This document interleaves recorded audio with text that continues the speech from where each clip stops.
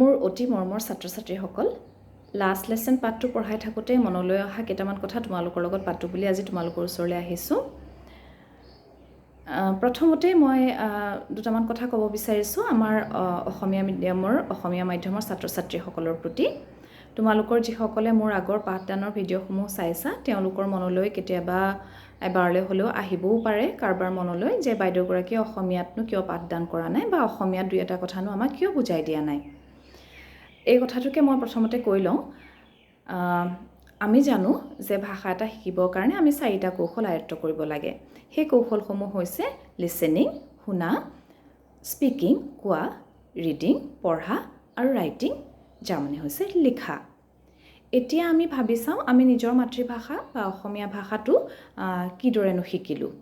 আমি এইকেইটা শিকিলোঁ বিদ্যালয়লৈ যোৱাৰ পিছতহে নেকি? নিশ্চয়কৈ নহয়।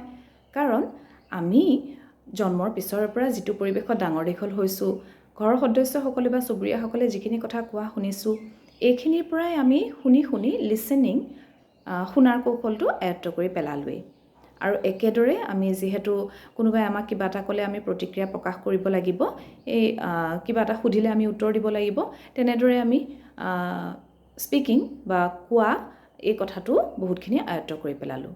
বিদ্যালয়লৈ যোৱাৰ পিছত আয়ত্ত কৰিবলৈ বাকী থকা কৌশলকেইটা হ'লগৈ ৰিডিং আৰু ৰাইটিং। অৱশ্যে কথিত ভাষা আৰু লিখিতৰ মাজত পাৰ্থক্য আছে আৰু সেইখিনিৰ কাৰণে আমি যি ভাষাতেই নহওক কিয় চেষ্টা ভালেখিনি কৰিবলগীয়া হয়। কিন্তু কিছুমান সুবিধা আছিলে যিটোৰ কাৰণে আমি মাতৃভাষাটো সহজে আয়ত্ত কৰিবলৈ সক্ষম হ'লোঁ। কিন্তু এতিয়া আমাৰ কাৰণে এটা সমস্যা হৈছে ইংৰাজী ভাষা শিকাৰ ক্ষেত্ৰত কেতিয়াবা আমি ভালেখিনি অসুবিধাৰ সন্মুখীন হওঁ।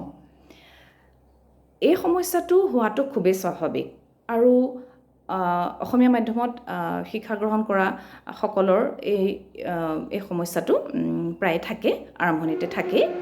তোমালোকে কিন্তু এই সমস্যাটোক খুব স্বাভাৱিক বুলি গণ্য কৰিবা আৰু এই সমস্যাটোক লৈ মুঠেই চিন্তিত নহ'বা।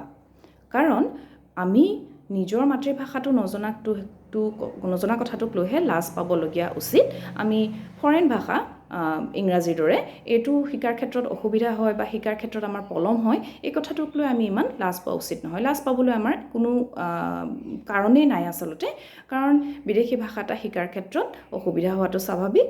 আমি সকলোৱে সেই সুবিধা, সেই পৰিৱেশ আমি পোৱা নাই। গতিকে এইটো শিকোঁতে আমাৰ পলম হ'ব, আমি অলপ লাহে লাহে শিকিম আৰু।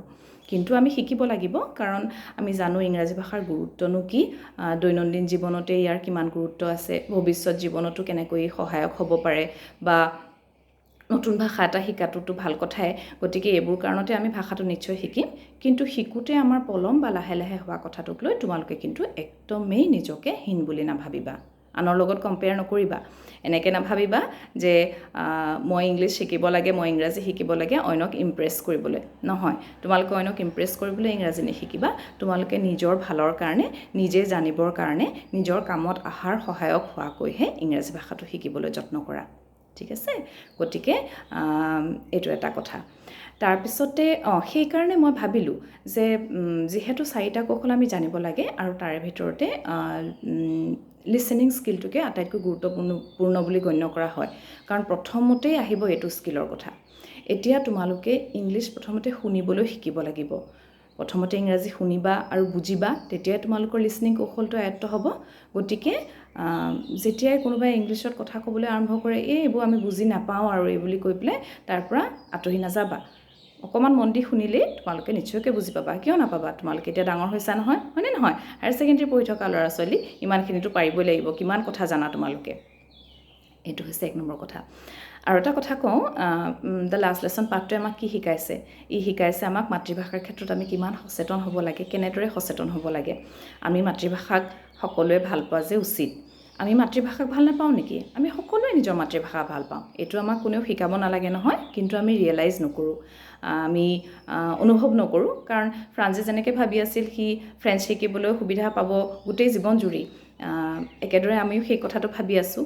নহয় জানো গতিকে ভগৱানে নকৰক কেতিয়াবা যদি বেলেগ ভাষাভাষী লোকৰ অধীনলৈ আমি আহিব লগা হয় আৰু তেওঁলোকে আমাক তেওঁলোকৰ ভাষাটো বলপূৰ্বকভাৱে জাপি দিয়ে তেতিয়াহে আমি চাগে ফ্ৰেঞ্চৰ কথাটো অনুভৱ কৰিব পাৰিম গতিকে লেছনটো বুজিবলৈ হ'লে তোমালোকেও ফ্ৰান্সৰ লগতে নিজকে একাত্ম কৰি চাবলৈ জানিব লাগিব অনুভৱ কৰিব পাৰিব লাগিব তেতিয়াহে তোমালোকে বুজি পাবা যে লেছনটো কিমান মানে মৰ্মস্পৰ্শী বুলি যোনটো কয় নিজৰ মাতৃভাষাৰ পৰা আঁতৰি যাবলগীয়া কথাটো যে কেনেকুৱা দুখৰ কেনেকুৱা হৃদয়ৰ বিদাৰক তেতিয়াহে আমি এই কথাটো বুজি পাবলৈ সক্ষম হ'ম অ'কে গতিকে আমি সকলোৱে নিজৰ মাতৃভাষাক ভাল পাওঁ আহা আমি ইংৰাজী শিকাক লৈ আমি কেতিয়াও হীনগণ্য নকৰোঁ নিজকে আমি নিজৰ মাতৃভাষাটো ভালকৈ জানিবলৈ চেষ্টা কৰিম আৰু সেইদৰে আমি লাহে লাহে নিজৰ ক্ষমা কৰিবা নিজৰ নহয় ইংৰাজী ভাষাটো আমি আয়ত্ত কৰিবলৈ চেষ্টা কৰিম আৰু নিশ্চয়কৈ সক্ষম হ'ম আজিলৈ ইমানকে ক'লোঁ তোমালোকলৈ বহুত মৰম আৰু ধন্যবাদেৰে আহিছোঁ আজিলৈ